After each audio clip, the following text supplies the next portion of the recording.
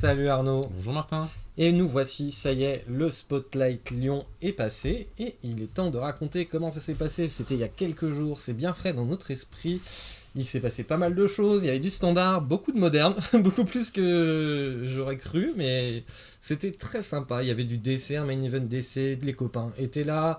On avait la team d'arbitrage francophone classique, voilà, content de les voir, dire bonjour. Et puis des arbitres un peu plus renommés aussi, mais bon, ça c'est plus niche encore, mais voilà. Avant de vous raconter du coup tout ce qui s'est passé sur ce tournoi, on commence tout de suite par la petite publicité, parce que là, ce coup-ci, on va éviter de le faire en fin de vidéo pour qu'un maximum de monde puisse y avoir accès. On organise le CR Champagne-Ardenne, encore une fois cette année, et comme vous pouvez voir, les lots sont plutôt alléchants. Donc, oui, le premier gagne bien 10 bilans, c'est bien vrai. C'est un plus de 200 joueurs, donc n'hésitez pas à prendre vos places. On organise aussi un moderne au mois de mars qui va être bientôt enfin annoncé, parce qu'on a enfin trouvé une salle. Et en février, on a un Legacy qui est déjà organisé, un peu plus discret.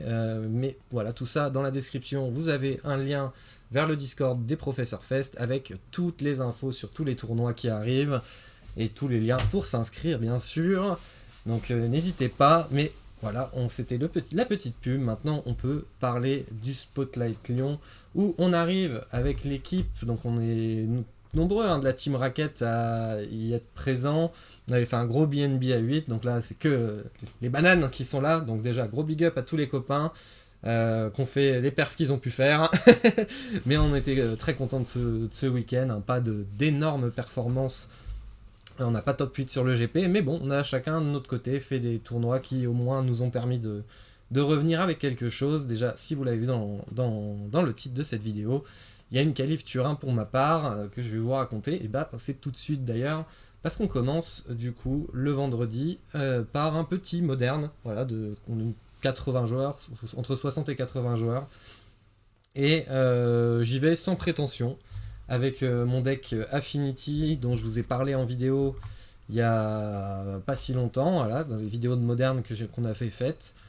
Et donc il y a une version d'Affinity Control un peu hybride, parce que je joue malgré tout Kappa et Pinacle, mais je ne dédie pas mon deck à ces deux-là, comme le font les versions Munitions ou les versions Power Pinacle.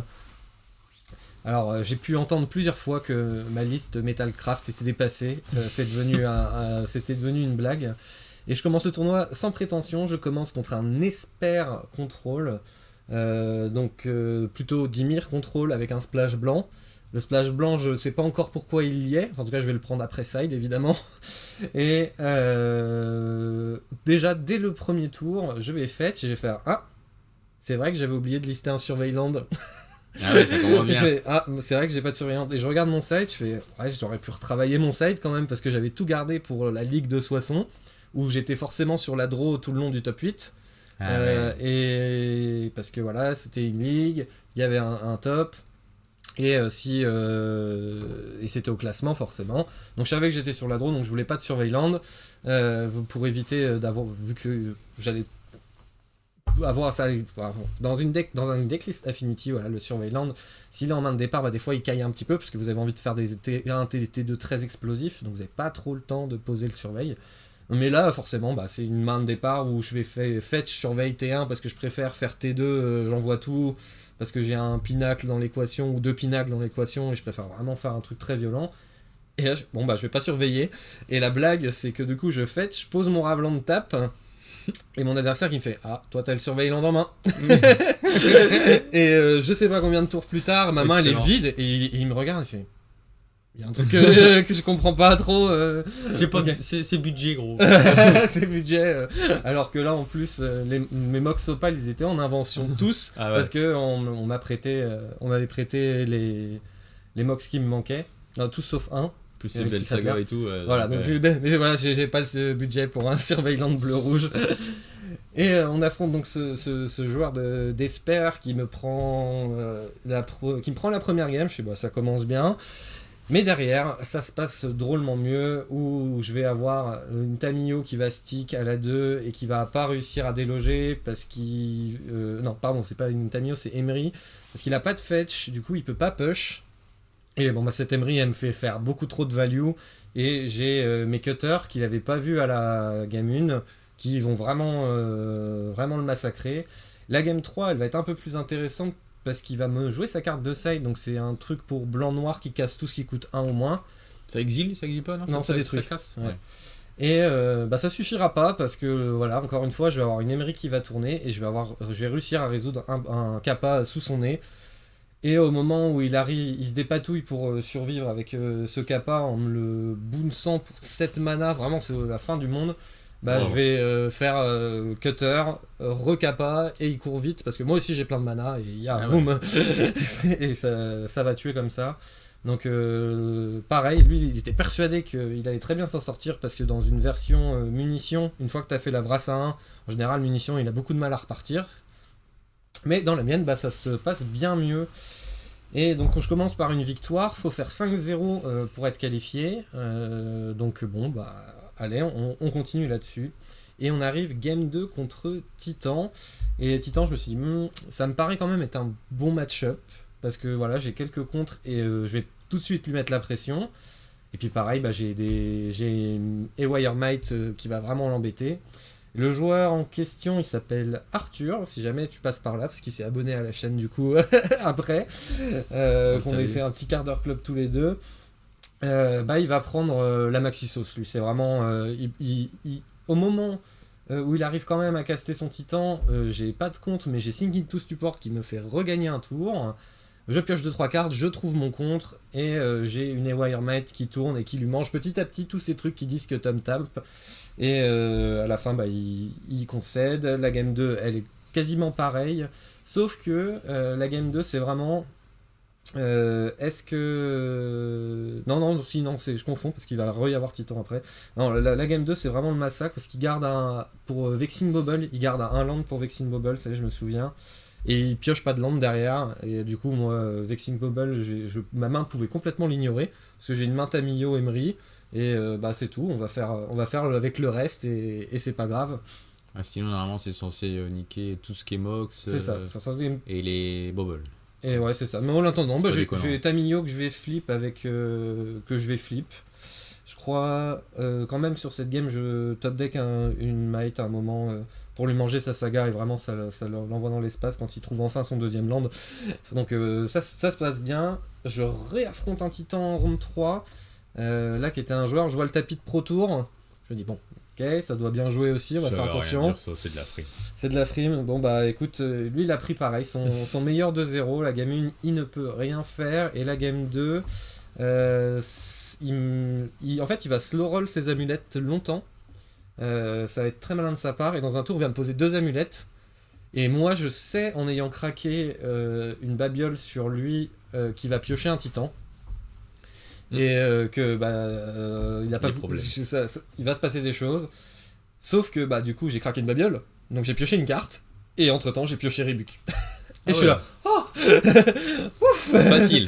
Et du coup il va lancer son titan qui va se prendre Rebuke et c'est le talent, c'est ça. Et puis du coup à mon tour je vais pouvoir manger, je vais Flamme Nanor une des comment ça s'appelle, des amulettes, et du coup ça rend son tour d'après beaucoup moins efficace, et c'est encore un 2-0.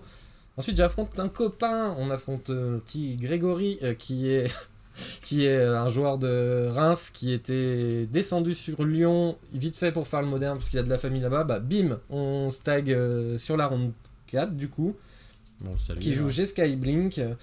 Pareil, il prend son 2-0 et la game 2 il a été gentil parce qu'il m'a laissé résoudre mon ulti Tamio pour avoir le plaisir de piocher mes 20 cartes, et je lui ai fait tu veux vraiment la continuer parce que ça va juste être, je vais trier ma main pendant 2 minutes puis après une fois que je saurai quoi faire c'est terminé quoi. C'est vrai que c'est fort.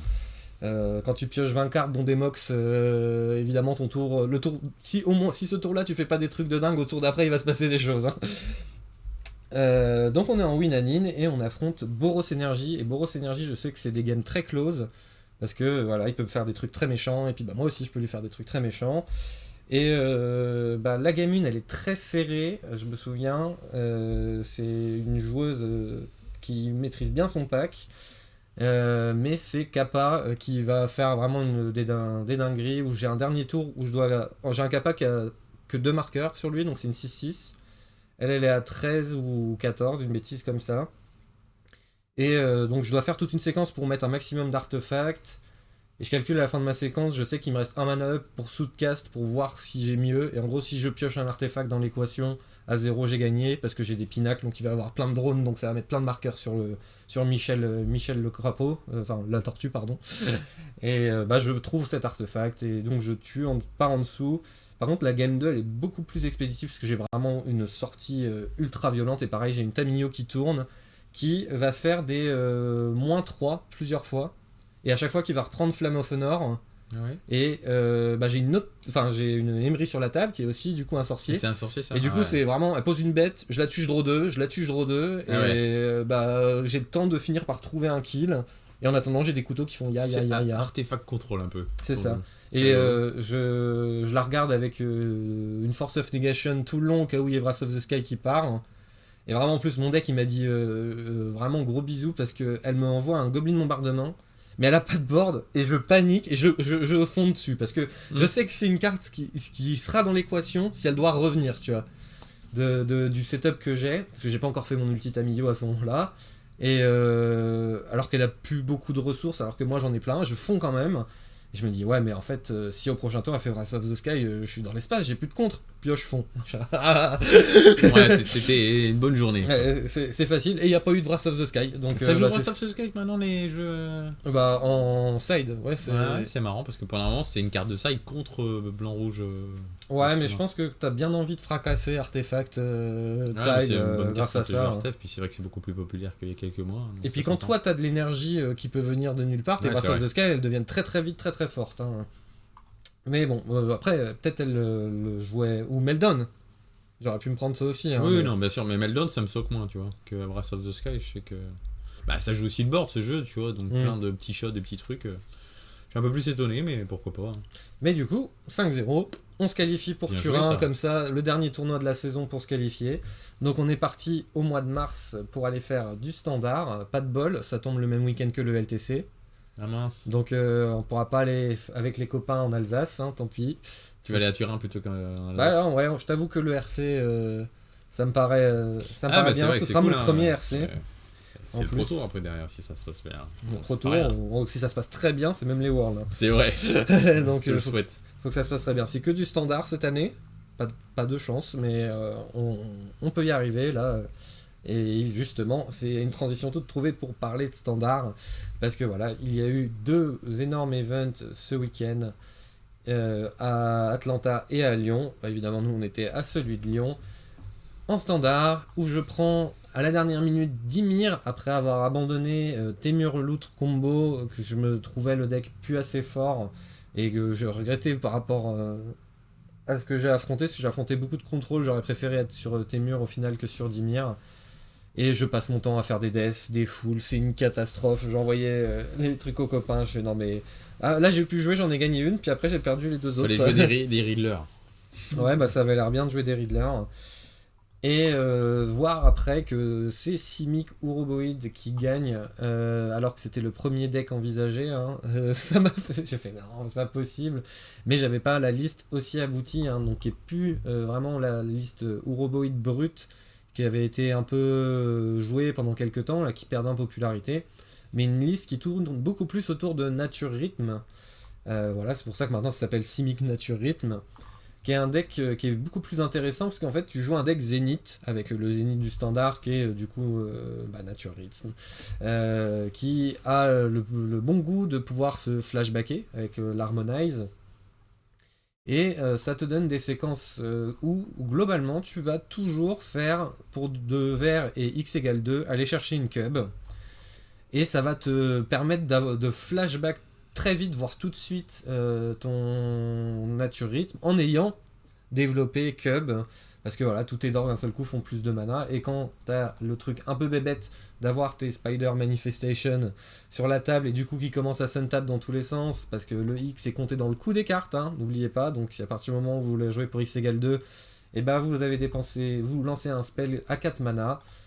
Et donc Mais lui, de base, du coup, avec Cub, il fait le 2 mana en plus. Ouais. Et c'est ça. Donc Ouais, c'est cool, hein. quand ils font 4, je vais chercher une cub parce que du coup j'en ai une deuxième. Bon bah là ce coup-ci ils font 6. Plus je tape ma cub qui vient d'arriver. 6, 7, 8. Déjà tu peux faire un nature rythme à x égale 4. Donc tu vas chercher Uroboid et ça développe.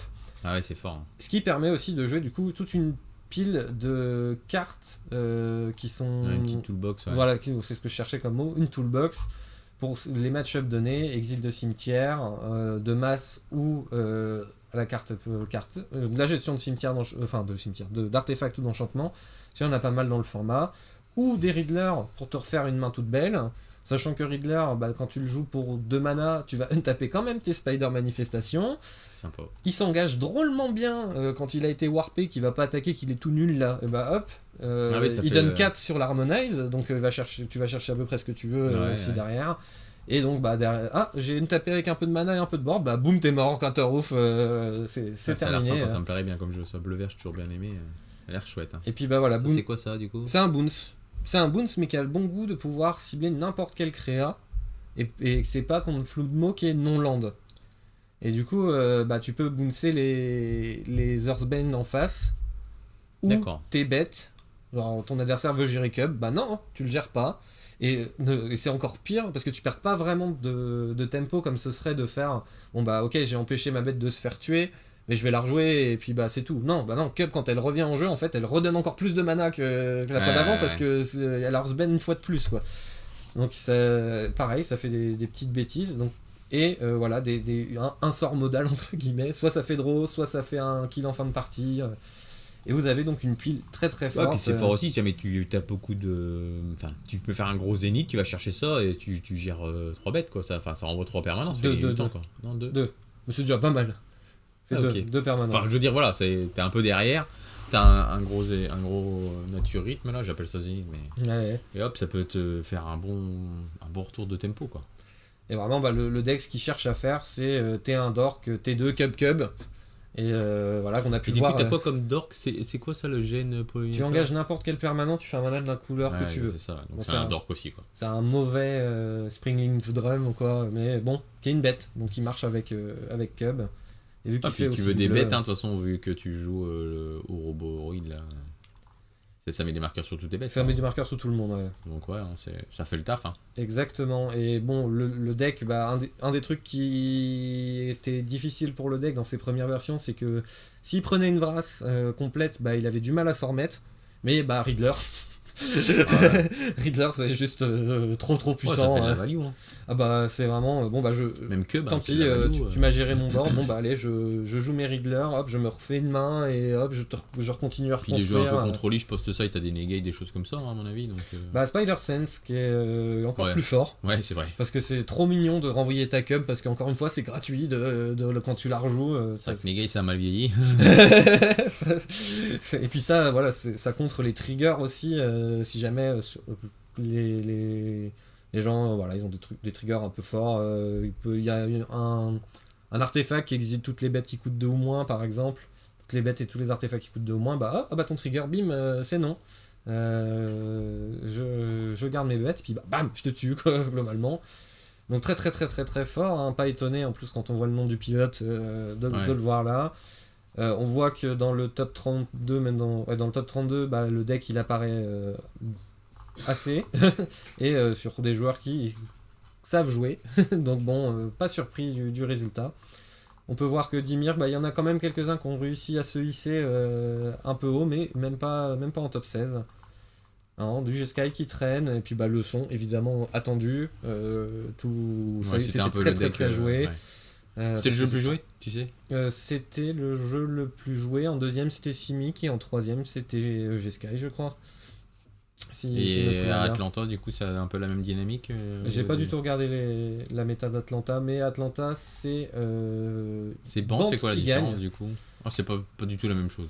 Non, mais c'est un deck combo qui veut gagner un peu la tempo de la partie. Aang, c'est un jeu. Et qui combo avec ça et Appa, globalement. Et après, oui, t'as besoin d'un petit truc dans l'équation qui fasse des bêtises, mais bon, c'est surtout. Appa, j'exile, Appa et Aang, Et du coup, tu vas Earthbend l'un et l'autre à l'infini, vu qu'il coûte 0 grâce à lui, qui te dit que tes spells depuis l'exil coûtent 2 de moins. D'accord. Et tu les fais arriver en jeu à l'infini, et après il dit quand t'exiles des trucs, tu fais des 1-1, donc tu te retrouves avec une infinité de 1-1. Si t'as eu un piocheur dans l'équation, tu vas setup jusqu'à avoir plusieurs rangs dans ta main, enfin dans l'Earthbend même. Et en fait, tu te retrouves dans un setup où tu peux théoriquement même contrer à l'infini ton adversaire. Donc tu as 1 million d'un 1, tu dis à toi, et t'as contre infini. Et contre même l'incontrable. Donc vraiment, c'est. Vas-y, essaye. Ouais, c'est rigolo, le standard. En tout cas, de ce que je vois, c'est que la noire elfe, c'est toujours aussi fort. Hein. Ça a toujours été trop fort en standard, les accélérateurs. Et je me faisais la réflexion, justement, je m'étais dit, en fait, c'est marrant, tout le monde voit que Cub, parce que Cub c'est cassé, mais Cub, quand elle arrive T2 toute seule, déjà, elle est un peu moins vénère. Bien sûr. Mais quand t'as fait un Dork, si c'est Géné Pollinator, elle est un peu moins fort, mais. Llanowar Elf, c'est vraiment trop fort comme carte. Et là, on l'a pour 5 ans, elle est dans Fondation. Donc on n'est pas prêt d'en voir. Alors c'est tout bête, un elfe de Llanowar, on connaît depuis longtemps, personne râlerait sur la carte. Mais bon, en fait, les decks qui perfent... non, je suis bête, le 3ème deck le plus joué, c'est le Landfall. C'est Jeskai Landfall. Enfin, en tout cas, je serais pas étonné de voir que la carte la plus jouée du tournoi, c'est la noire elfe. Hein. Ouais, ce serait pas... Ouais, derrière Cub, peut-être...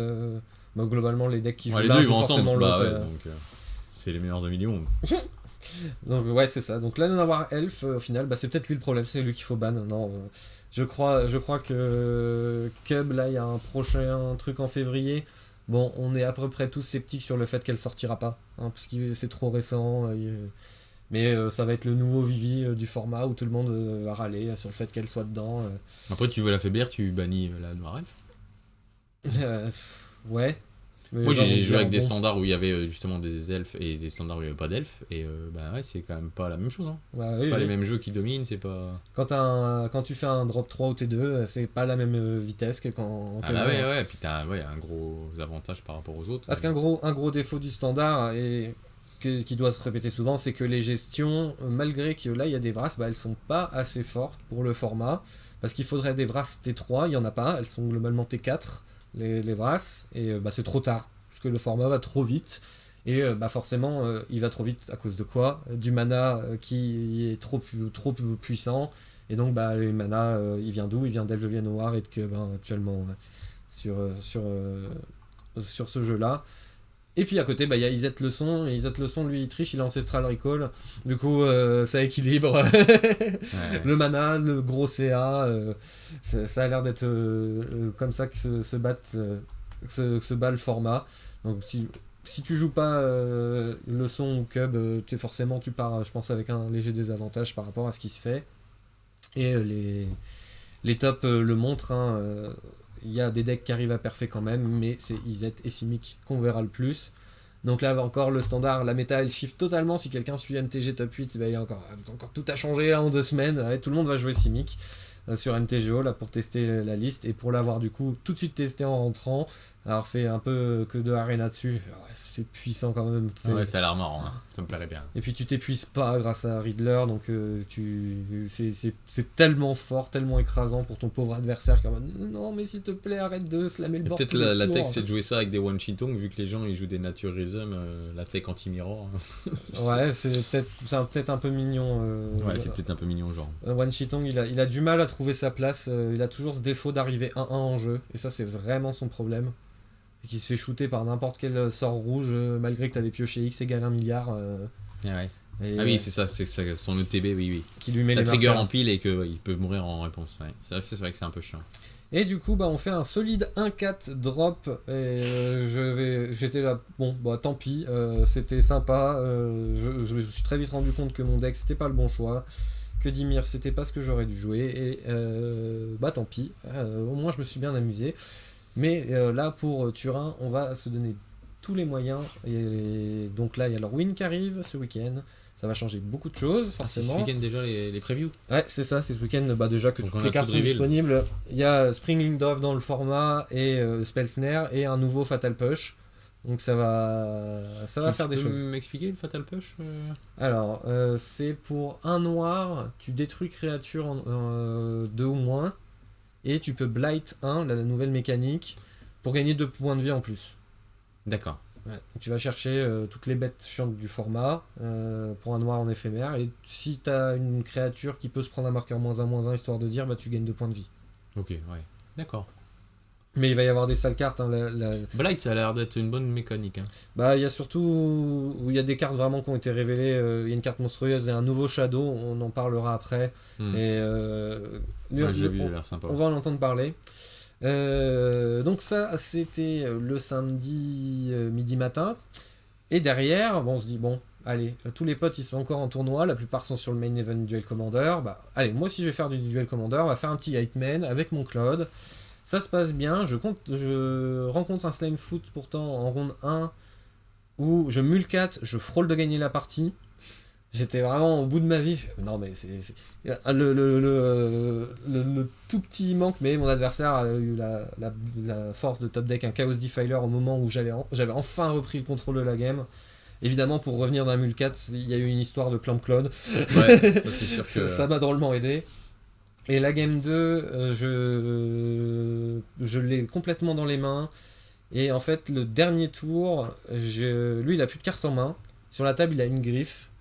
Et moi, j'ai attaqué avec une Voice of Victory qui avait pro noir, pro vert. J'ai tapé tous mes landes. Je suis à 10 ou 11 points de vie. Et il n'y a pas grand chose qui peut m'atteindre. Et je peux choisir à la fin de mon tour, on est après voir jouer Claude. J'ai soit je joue Lian Slash et j'ai un mana up. Soit je peux craquer mon Cloud et du coup piocher 4. Soit je peux garder un mana up pour Lian Slash. Mais lui, je sais qu'actuellement hors phase, il y a une 3-2 qui tu peux payer 1 à la sacrifier, détruire un artefact, un enchantement ou proliférer. J'ai plus le nom qui me revient. Conquer Bloom, voilà, c'est ça. Et je me dis, bon, en fait, ça va peut-être être ma dernière occasion de me servir de mon clamp. Bah ouais, sans doute. Donc, et j'ai quasiment plus de cartes en main, mais je suis vraiment devant sur le board. Et je vois ce broadside dans le cimetière, je me dis, bon, le broadside, en gros, le seul truc qui me terrifie, ce serait qu'il le réanime. Et je fais les maths avec Animate Dead, et je me dis, bon, ah non, en vrai, ça va, parce que là, je prends la griffe, ça fait 3. Plus 6, ça fait 9, je serai à 2, ça va. Je me dis, c'est bon, ça passe. 2, mais t'as pas compté l'attaque aussi du... Ouais, mais j'ai 2 bloqueurs dans l'équation. Donc ça passe tout juste, mais ça passe. Et mon adversaire, de plus grand de son talent, fait oh bah miracle. J'ai plus le nom non plus. Oui. Le métamorphosis. Métamorphosis fanatique. Et je suis là, non, évidemment, j'ai pas gardé un mana up. Donc bah il réanime son broadside. Ah oui, puis du coup, s'il te le met dans la tête... Et bah il me la flingue en pleine face, et moi j'étais bien triste. Oh, dur. C'est ça, et là je perds, et je fais, bon, bah ok, bah c'est tout, on va faire mieux dans les rondes d'après. Juste derrière, j'affronte un joueur de Felia qui débutait sur le DC. Bah, il a pris une grosse leçon. C'était vraiment un gros massacre. Ouais, forcément.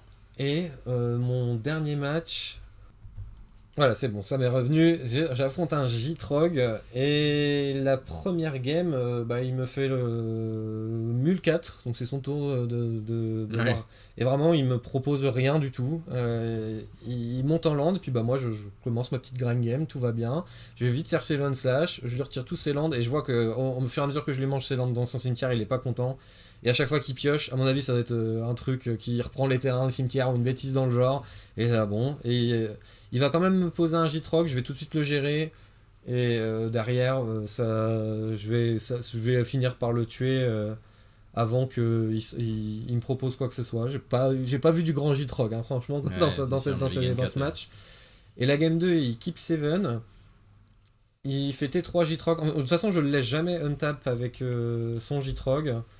J'arrive à poser 2-3 bêtes, il repose sa grenouille, je prends mon tour, je fais pass to exile dessus, et je vais chercher un land, oui il va chercher un land, il va chercher son land, je fais Armageddon, et il fait je fais bon j'attaque avec tout, je te mets que 3 à 4, c'est la deuxième fois qu'il prend une claquette à 3 à 4, je pense qu'il était autour des 10 points de vie ou plus.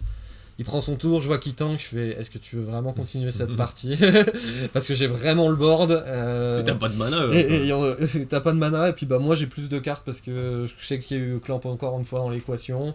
Et il fait oui, mais bah non, bien joué. Bon. Ouais, c'est moche hein, contre ces jeux-là, Guédon. Ouais, bah c'est comme ça que je pense que t'es un peu obligé de les jouer dans le cloud si tu veux vraiment passer Ah, c'est tout le vrai fil que, possible. En ce moment, la méta Entre fait les que. Lumra, Ouais. les bêtises dans ce genre-là, quand on voit les decks populaires, on voit que Lumra est de plus en plus populaire aussi, un combo land. C'est obligé d'avoir tes guédons, hein, sinon ça va être trop dur. Et ça aide aussi contre des decks comme Storm, bah là tu veux les passer efficacement. Mhm. Et vu que t'as un deck qui prend très très vite bien le board avec tes petits trucs qui coûtent 1 qui est machin, t'as pas besoin de plus, ton adversaire il a beau poser un gros ton, si tu joues beaucoup de removal, tu le gères.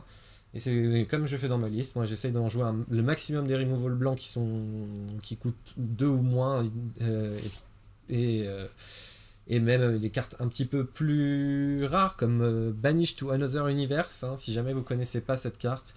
Ah, j'aime pas, moi. Je crois que c'est le truc Avec affinité c'est pour les permanents historiques, ça Oh. marche trop bien. Ah, Je j'aime ne la pas. casse jamais pour 2, c'est toujours pour 1. Ah ouais, ça se passe bien tes gamins. Ah non, mais Putain. t'as toujours des légendaires, des artefacts, même Tairuza Saga, elle compte. Ouais, je sais pas, j'ai Et pas c'est vraiment osé, genre, j'ose je me pas débarrasse du truc embêtant, guédon, et voilà, bah, qu'est-ce qui va se passer? Qu'est-ce que tu vas faire maintenant? Mais t'inquiète, on n'a pas fini d'entendre parler de guédon, de toute façon, on a du DC bientôt à commenter. Et donc voilà, ça se passe bien, le petit 8 main, on fait 2-1, on récupère quelques ticks encore en plus. L'anecdote marrante, c'est que le prize wall du GP, on va faire encore un énorme coup de gueule, mais c'est vraiment dégueulasse les prix. Ah ouais. En gros, pour te dire, en gagnant le moderne, le vendredi, j'avais eu 1800 ticks, quelque chose comme ça. Donc ce qui est normalement l'équivalent de 180€, D'accord. en sachant que la PAF c'était 50 balles. Hein.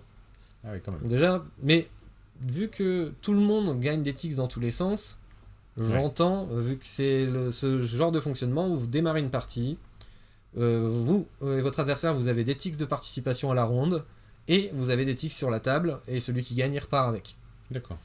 Et donc à la fin, en fait, tout le monde va avoir un peu de sous. Donc c'est forcément, sur une PAF à 50 balles, tu peux pas proposer des lots énormes, même pour ceux qui gagnent. Ça s'entend. Sauf qu'à la fin, je me dis, bon, j'ai gagné 180€, c'est déjà pas mal. En gros, j'ai déjà à peu près remboursé toutes les PAFs du week-end.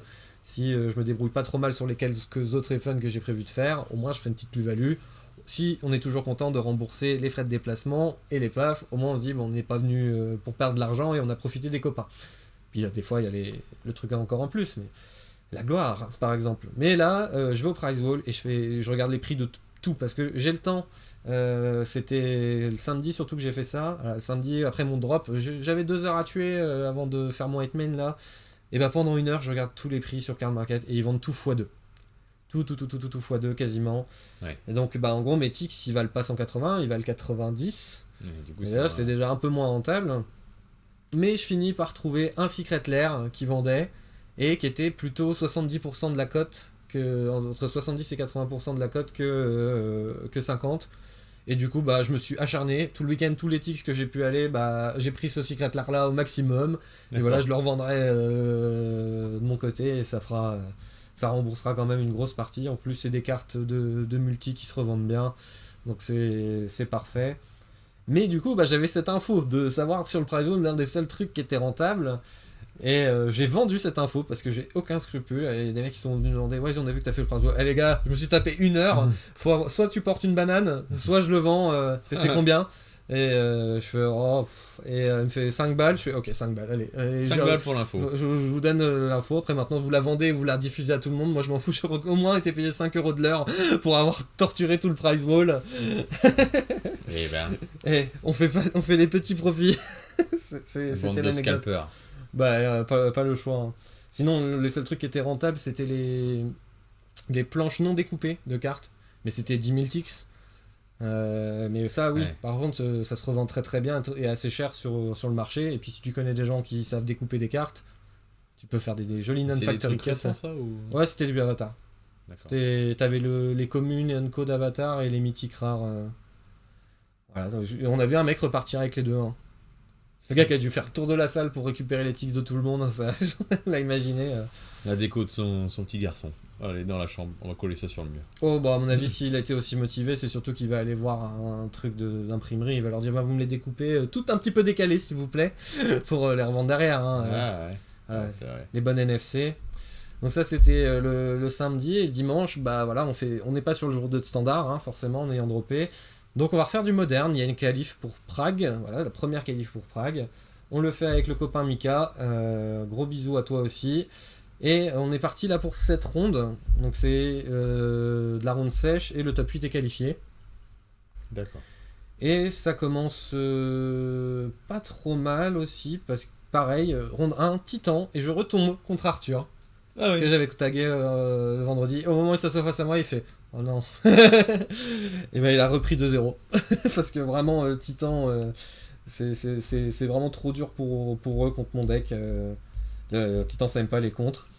Du coup, ronde d'après, je raffronte un joueur, je crois qu'il s'appelait Maxime, mais pas sûr, qui joue Titan. Encore. Bah, il prend 2-0. Je suis là, oh, bah, c'est bien, c'est bon Titan. J'aimerais bien continuer comme Ils ça, ont ça a pas l'air pas une mal. petite caverne of soul, un truc comme ça, les titans. Bah, ils peuvent, mais Après, il faut qu'il la trouve. faut qu'il la trouve, qu'il l'ait au bon moment. Et en fait, moi, je peux. Tu vas vite quand même, quoi. Je vais toujours vite, et je peux toujours m'acharner sur les trucs entre temps. Je peux contrer ses spellunking. Si d'ailleurs, s'il me fait spellunking et j'ai rebook up, je vais l'envoyer dedans tous les jours, il n'y a pas de raison. Ouais, ça fait ramper en plus. Et j'ai mes mythes qui peuvent arriver, et mythes, bah pareil, ça... Ah bah tiens, une petite saga Miam, ah bah tiens, une amulette Miam, ah bah Emery, bah je rejoue ma mythe. Non, pauvre de toi. Et puis bah voilà, le Titan, quand il a pas ses untapper, Ouais, c'est pas le même deck. Hein, ouais, c'est vrai. Derrière, on affronte un Boros où le gars, ça se voit qu'il pilotait bien. Énergie aussi. Le Boros énergie. Je gagne 2-1, mais c'était vraiment sur le bout du slip que je gagne la 3, où on a plus de cartes tous les deux. Je le grind avec des drones. Le moindre top deck de chaque côté ferait balancer dans tous les sens. Mais j'ai la chance qu'il ait raté un land drop au début de la partie. Vraiment, ça s'est joué de pas grand chose. Et derrière, on tape Mika. Non, pas encore. Si, c'est ça. Vous êtes à 3-0 là. T'es à 3-0 si j'ai bien Ah non, reçu. pas tout de suite. Pardon, j'ai spoilé. Non, je joue contre un U-White Control, qui était pareil en 3Z. La game 1, ça se passe très très bien avec des Cory Steelcutter qui tournent, et j'ai un ou deux contres sur les trucs embêtants. Et là, bah du coup, j'ai ma première game de moderne, où vraiment c'est Magic, les dieux de Magic qui veulent pas que je gagne, où je reste bloqué à un land, je craque des bubbles, je craque une adjuration, même au début j'ai T1 adjuration, qui pioche pas de land. Je craque mes deux bubbles, toujours pas de land, et je me prends Wrath of the Sky. Ouais. Et j'ai pas de Mox Opal en plus dans l'équation. Mais vraiment, je me suis dit, mais comment j'ai ni Mox ni land. Et du coup, bah, j'ai pas Rebuke qui est up, et je perds presque là-dessus, hein, parce que lui il est sur le plate et de machin. C'était 3 qui me l'a fait. Et la game 3, je fais T1 Tamio. Il me fait T1 Prismatic Ending, je fais fond dessus, parce que ma main c'est quasiment que des landes et une autre fond. Et je me dis, ouais, non, mais il faut que je capitalise à mort sur cette Tamio, parce que de toute façon elle va me faire piocher des cartes, donc ça va passer le compte gratuit. Je fais T2 Saga Go, il me fait Wrath of the Sky, si j'ai j'ai quoi sur la table? J'ai un artefact à 0, mais je sais plus lequel. Est-ce que t'as un clou? Un Mox Opal peut-être. Ok. Mais du coup, fait pas de mana. Et je craque mon clou, je trouve pas d'autres cartes bleues, et du coup, je perds tout ce board là. Je suis là, je repars à un land avec ma Tamio, qui va tourner pas mal de temps. Ah, il le fait juste X égale 0 lui. Il tue pas la Tamio. D'accord. Non, il fait tout de suite T2. En même temps, il tue la Mox et le. Et la saga. Et est-ce que tu crois qu'il y a un monde où il faut pas jouer la Mox? Est-ce qu'il y a un monde où il fallait pas jouer la Mox? Je sais pas pourquoi. Il y a peut-être une raison de pourquoi je l'ai joué. Il y a un truc dans l'équation que j'ai pas. Tu représentes Rebuke. Tu Euh, représentes quand même Rebuke, de toute façon, avec ton indice. Parce que à la 2, il m'a joué il m'a joué, comment ça s'appelle? Consigne peut-être. Non, Ainun. D'accord. Et du coup, je me suis dit, il faut que je joue, ça m'oblige un peu à tourner autour de ça aussi. Il va pas sortir Ainun, parce que de toute façon, tu vomis ta main des fois, donc ouais, il va les garder les Ainun. C'est ça, pour éviter que je fasse des enchaînements trop violents. Et du coup, je place mon Mox Opal tout de suite, et ben voilà, je me fais punir. Et derrière, je vais piocher que des landes. Je vais fond son premier Teferi, le deuxième, j'ai rien. Donc il passe. Il va gérer ma Tamio avec un Prismatic Ending. Il va me poser une Narset. Et malgré une Emery qui est enfin arrivée après je sais pas combien de tours, J'essaye de grinder un petit peu, je prends une ligne à un moment, j'essaye de slam un Cory Steel Cutter en me disant faut qu'il ait pas le compte pour checker le Teferi tout de suite. Parce que, en fait, quand il a résolu le Teferi, c'est le moment où derrière je vais pas piocher que des landes, je vais aussi piocher que des contres. Non, vraiment, ça voulait pas, et je veux le checker tout de suite. Mais il a le contre alors que j'aurais pu capitaliser sur ma saga et espérer qu'il ait pas de gestion à ma Ah, construite. t'avais 2 lignes. En même temps, si t'as des comptes, c'est logique d'essayer de tuer le. C'est ça, d'essayer de le Le tuer TF, tout de suite. Et du coup, bah, je me fais punir parce qu'il a le compte, mais en plus, vraiment, il y va pour 3 mana à fond, c'est Mystic Dispute qui attrape mon Cory au mana près. Parce qu'il m'a pété un land au début de la partie. Non, vraiment, il y a tout qui commence à mal se passer dans le mauvais sens. Et anecdote intéressante, à un moment dans la partie, je vais faire un Flame of Enor pour draw 2. Et en oubliant totalement qu'il y a la Narset. Et lui aussi il oublie qu'il y a la Narset. Donc je draw 2. Et je commence à réfléchir. Et là il fait oh, attends, il y a Narset, call Judge. Et le Judge arrive. Un des Judges, pour encore ouvrir une autre anecdote dans l'anecdote, un Judge, un grand à moustache, je me souviens plus de son nom, mais qui faisait l'animation. Il était trop marrant. Vraiment au micro, pareil, dès que c'était pour appeler des joueurs, mais je sais pas comment il faisait. Ouais, c'est il le mec, il a un très très bon orateur pour faire de l'animation micro. Et là, il me dit, bah écoute, ce sera ce qu'on appelle une hidden card error. Donc ton adversaire va regarder ta main et va faire saisie et va retirer les 2 cartes. Et je lui fais, bah écoute, je vais faire appeal parce que c'est pas ça le ruling dans ce cas-là. Il fait, bon, bah, t'as tout à fait le droit d'appeal et tout. Le head judge arrive et fait, c'est le joueur qui a raison. Effectivement, c'est pas ça le ruling parce que le joueur contrôle Narset, mon adversaire, et qu'il est tenu responsable aussi de faire en sorte que je ne pioche pas des cartes supplémentaires. Là, il y a peut-être des joueurs qui découvrent ce ruling, ils font quoi, comment c'est possible si... Ouais, en fait, le ruling qu'il a donné, lui, c'était pour un extra draw. Ouais, c'est ça. Globalement, c'est comme ça qu'aurait été rules jusqu'à War of the Spark, le même cas. Parce que l'anecdote de ça, je sais plus combien de fois j'ai dit anecdote là en 5 minutes, mais quand Narset est sorti et Baby Teferi sont sortis en War of the Spark en 2019, la règle qui était ainsi écrite, si tu faisais une extra draw comme ça malgré Narset, c'était toi qui étais tenu de responsable d'avoir fait l'erreur. Et du coup, bah, tu prenais saisie, alors que bah, c'est la carte de ton adversaire aussi un peu, au point que sur des gros tournois de cette époque-là, il y a des mecs qui ont top 8 en n'ayant pas de kill dans le deck, juste ils gagnaient grâce au warning. Parce qu'ils te forçaient à piocher, ils te prévenaient pas qu'il y avait Narset, avec le terrain là, Geist quelque chose, je sais plus. Ouais, je vois ce que tu veux dire. Ouais. Et bah t'as pioché, des fois, ça. Tu pouvais pas, Judge, bah tiens, tu prends un warning et je fais saisie sur ta main.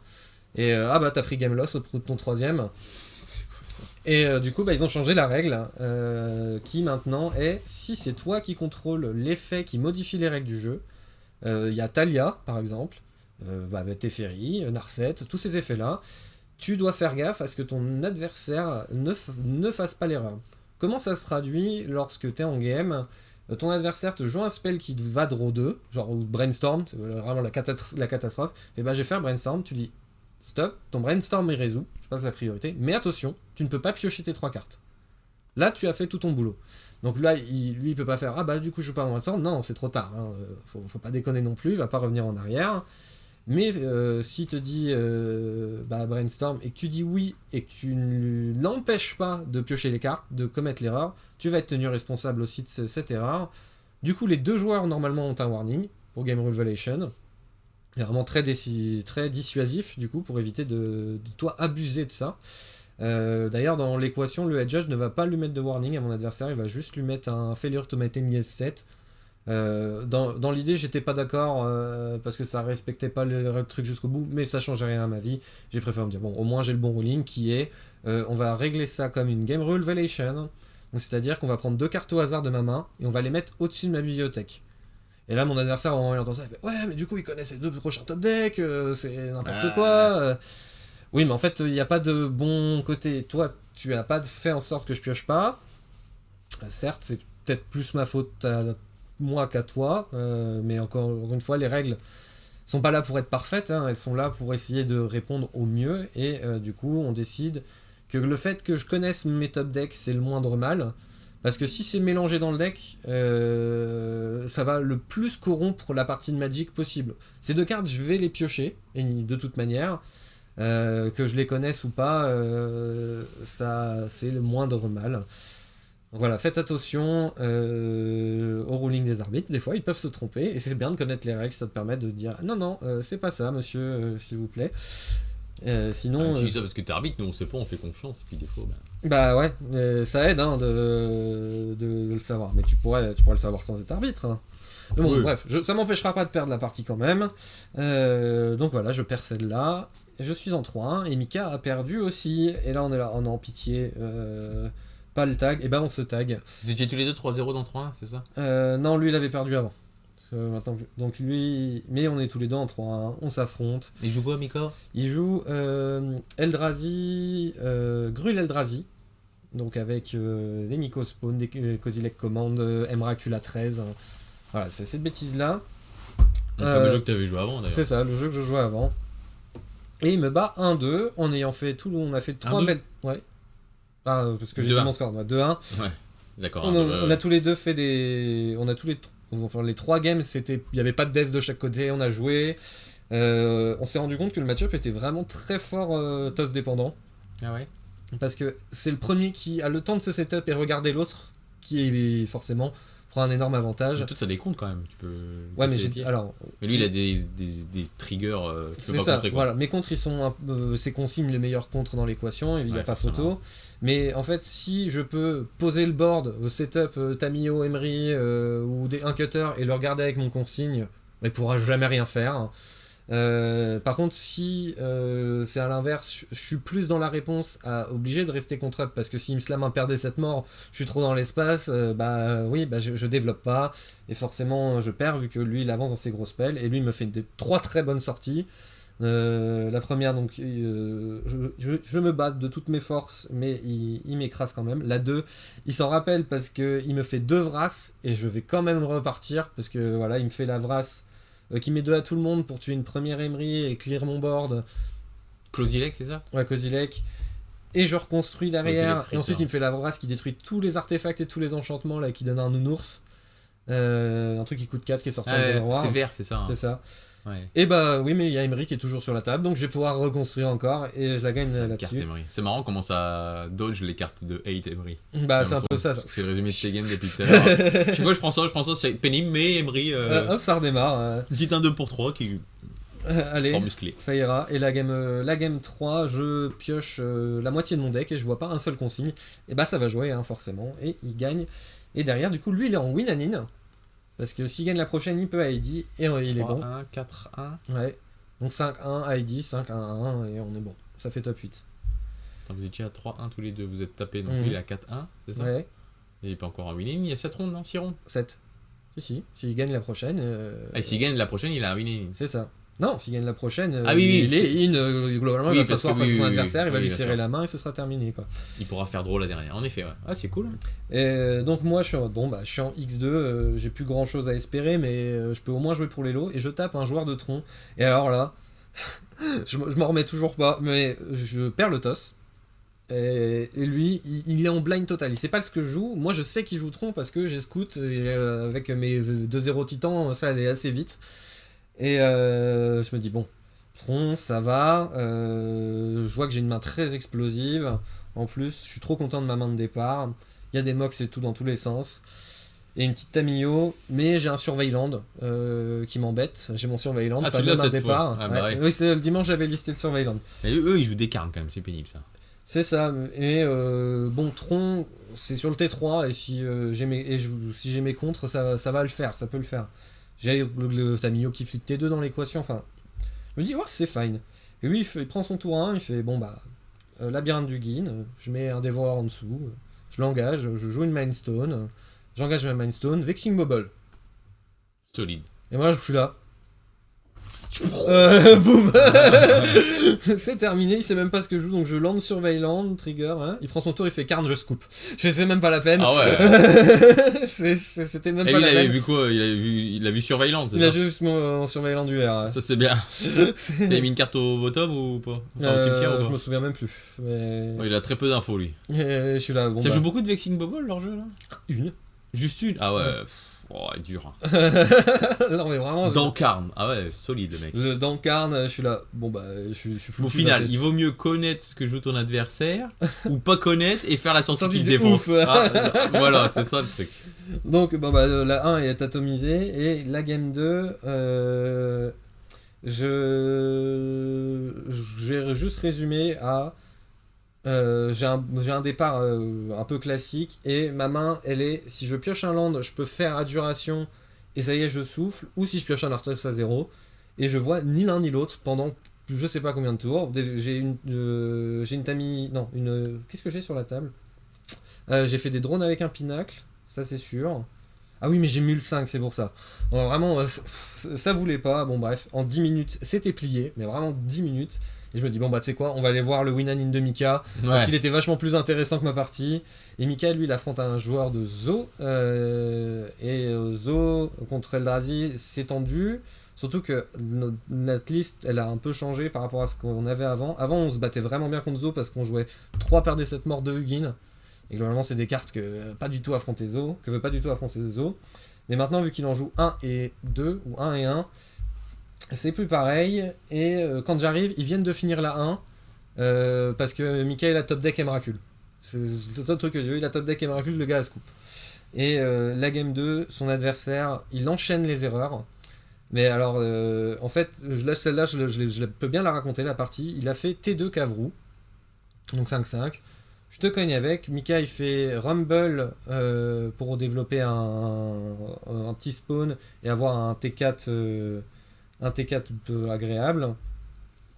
Son adversaire, on voit, en fait il a peut-être minigun son adversaire, mais il y a un truc comme ça, il exile les cartes du cimetière de Mika.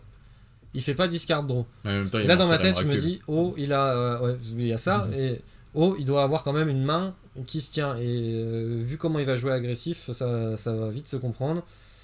Et là il y a un truc qui manque. Ah oui, comment il a pu faire?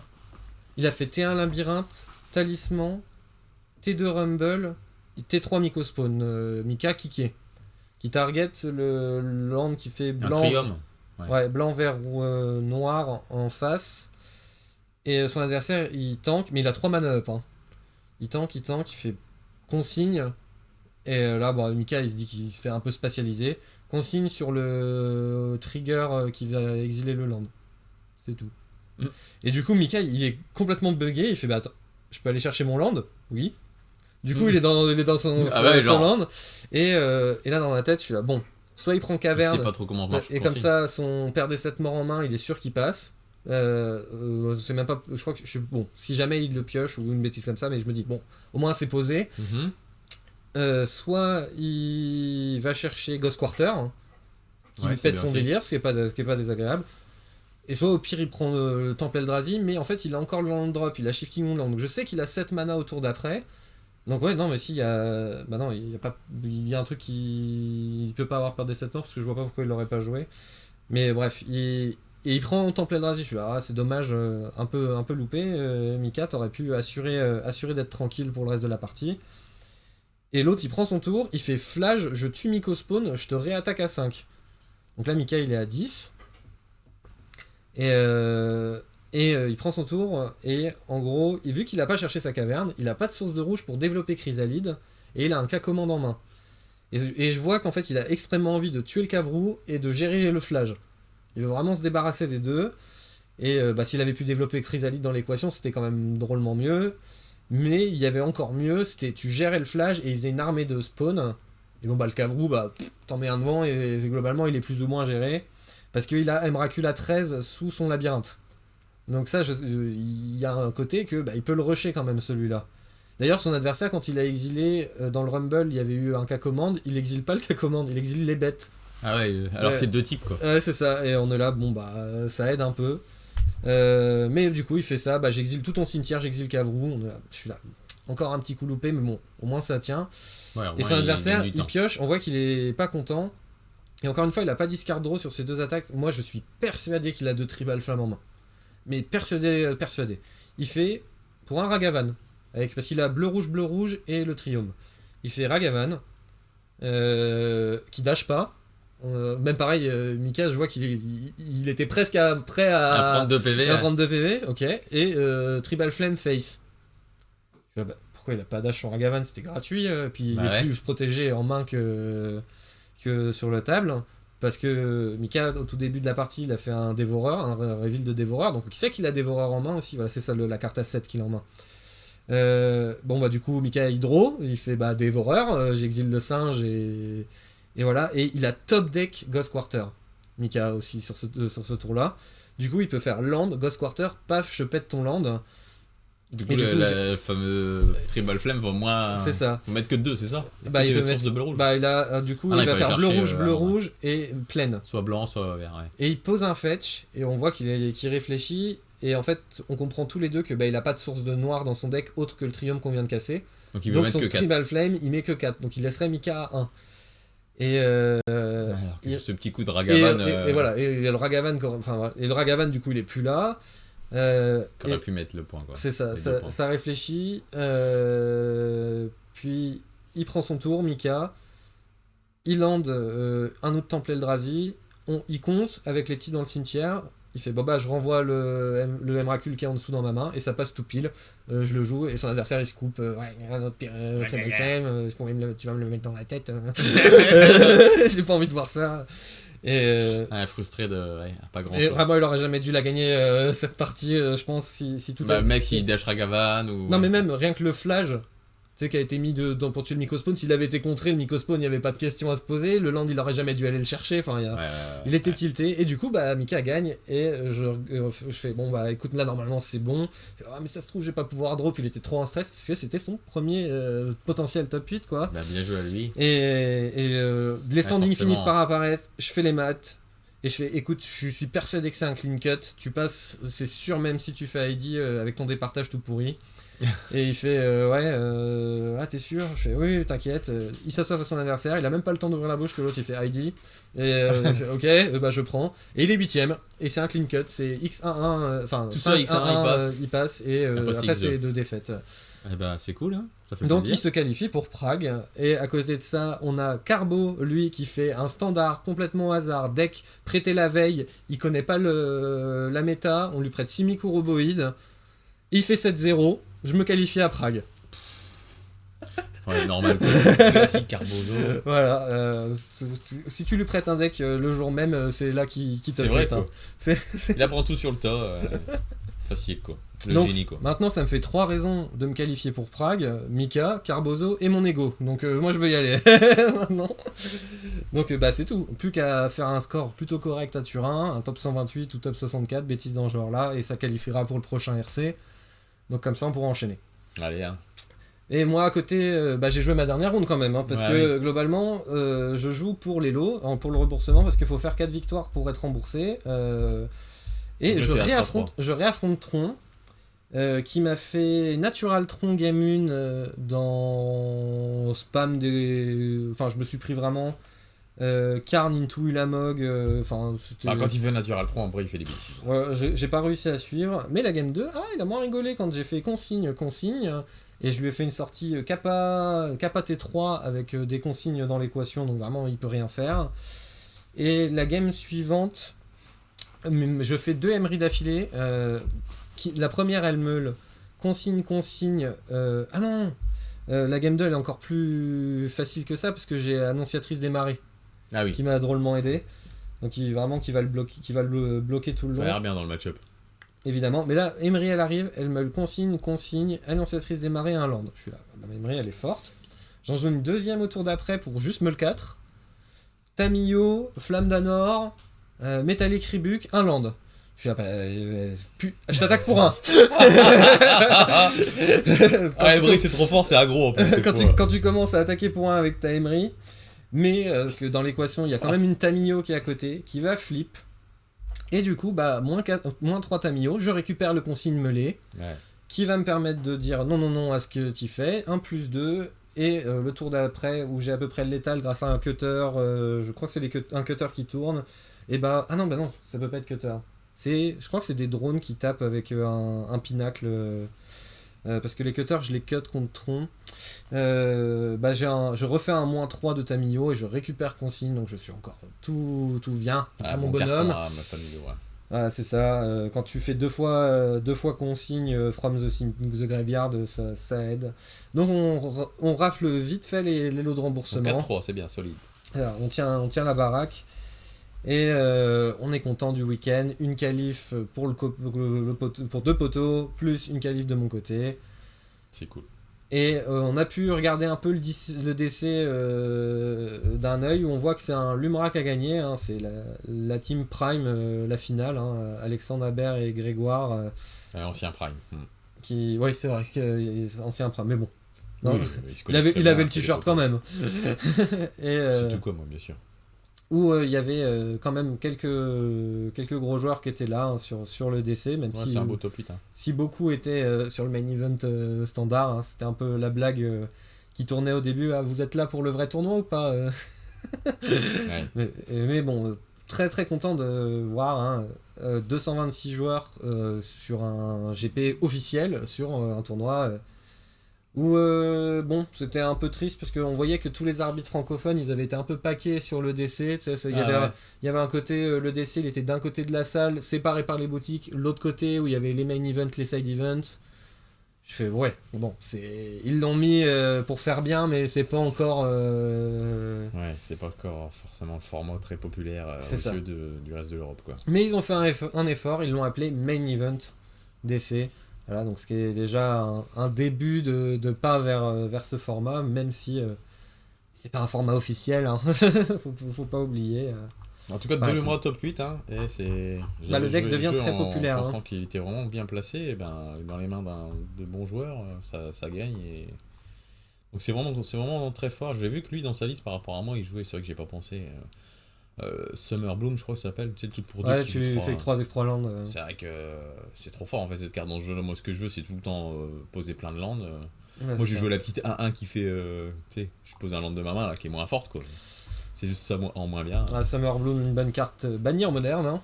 Et eux, ils jouent, parce qu'ils jouent la même liste que Oni, j'ai regardé un petit peu du coup, et ils jouent 56 landes plus de MDFC. Déjà, moi j'en joue 54 plus de MDFC, ils jouent genre 2 de plus. Ils jouent aussi Urborg, j'ai vu, et ils jouent Eye of Ugin en fait. Bah, ouais. Donc on pourra aller chercher Emrakul. C'est vrai que comme ça, les match-up un peu contre Lich, ils passent plus souvent par Emrakul en fait que moi. C'est vrai que ça a du sens. Hein. Ah, ça a l'air fort. Hein. On sent que c'est ils ont pris les bonnes techs d'Azusa et ils les ont mis dans l'Umra. Ouais, bah, franchement, bon petit jeu, fait bien sympa. Et, bah, un jeu que vous allez croiser de plus en plus dans les tournois à venir, s'il reste en l'état, quoi, si le format reste en l'état. Exactement, et puis bah du coup on a un peu de Lorwyn, hein, tout Lorwyn même qui a été révélé, où on a donc cette petite 7-7 pour 1 là, qui va faire des trucs en standard, comme je pense aussi dans d'autres formats. Combo, il y a une carte que j'aime bien, c'est 2 flash pour 2 en blanc. Quand elle arrive en jeu, tu peux donner Wither à une bête, je crois que c'est ça, ou enfin Persiste, un truc comme ça. En fait ta bête, si elle doit mourir, elle revient avec un marqueur moins 1. Et en fait, après, pour 2, ou c'est survivance, je sais plus trop, bref. Et après, pour 2, tu peux payer 1 ou 2, tu l'engages, et ça retire tous les marqueurs d'une de tes créatures. Et donc, avec ça, du coup, ça fait que ta bête, tu y retires tous les marqueurs, et c'est une grosse 7-7 menace. Ouais, voilà. enfin... Bon, c'est une combo mignonne. Mais même juste rien que son texte à elle toute seule suffit. Voilà, pour un noir, vous avez une 1-1 menace. Mais vous retirez un marqueur -1/-1 à chaque fois qu'un permanent est mis dans votre cimetière depuis n'importe où. 1 ou plus, hein, du coup, bah, elle va monter très très vite. Avec des même petits effets de meule. Depuis la Bible, ok. C'est ça, donc... elle, je sens qu'on va la voir traîner dans tous les sens, cette petite bestiole. Trop fort à cette carte, ouais. Bah, il y a Réanimator hein, dans le format en standard, qui se self-mill dans tous les sens. Bah voilà, c'est une bête qui met la pression, qui peut poser, et puis bah hop, tous ces self-mill qui vont retirer des marqueurs petit à petit. D'accord. Puis à la fin, c'est de cette menace. Ouais, puis après, il y a peut-être moyen de déplacer les marqueurs, vu que le thème c'est Wither, tout ça. Il y a peut-être moyen de les retirer en plus. Ouais. Bon, c'était un peu le tour du week-end. On a hâte d'arriver aux AP. La saison ne fait que commencer et des gros tournois sur lesquels on s'est qualifié. Donc sur ce, merci d'avoir regardé ce petit podcast de la guilde. N'hésitez pas à vous abonner, à lâcher un petit commentaire ou un like, comme vous préférez. On répond aux commentaires tant que possible. On n'oublie pas les Professeurs Fest qui arrivent. Hein. Tout est dans la description si vous voulez retrouver les infos. Sur ce, à très bientôt sur la chaîne de la guilde. À plus. Salut.